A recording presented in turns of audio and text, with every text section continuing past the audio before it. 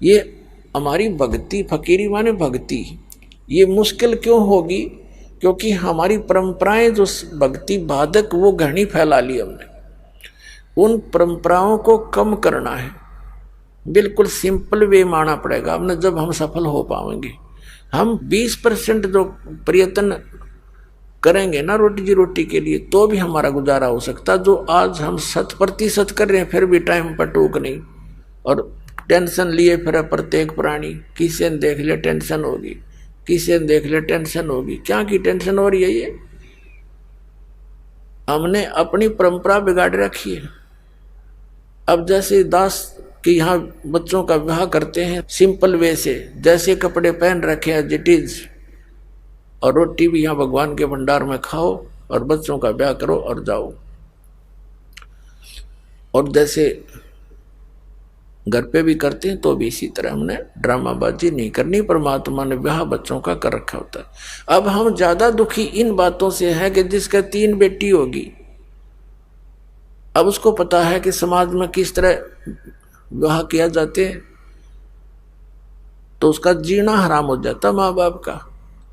और अब ऐसा होगा कि कितनी हो जाओ बेटी, खर्चा तो होना है नहीं, सिंपल वे से ब्याह करेंगे अपने बच्चों का, और बेटी को नाम दिला दे भगवान का, सदा सुखी रहेगी। एक पिताजी कितना धन दे सकता अपनी बेटी को? क्या आजीवन उसका गुजारा करा सकता है? फिर भी उसने अपने संस्कार से ही उसका काम चलेगा।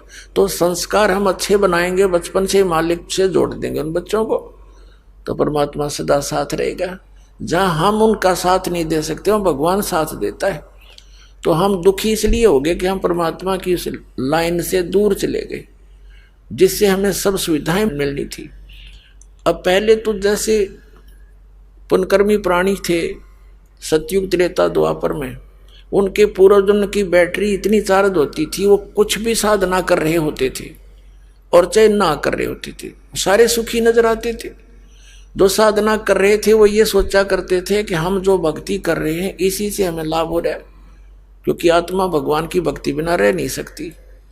और जो नहीं कर रहे थे वो उनका गिनती नहीं। लेकिन पहले ऐसे कोई व्यक्ति नहीं थे जो परमात्मा की भक्ति ना करते हो, साधना चाहे वो कुछ भी कर रहे होते।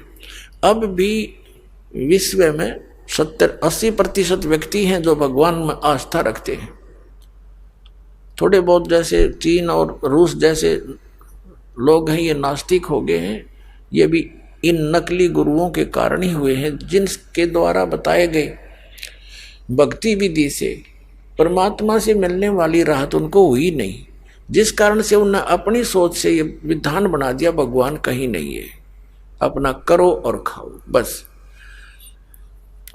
और काल यही चाहता है कि इनको ऐसी उल्टी पट्टी पढ़वा दूं, ऐसा गलत भक्ति मार्ग बतवा दूं, इनको अध्यात्म लाभ हुआ नहीं और ये नास्तिक हो जा।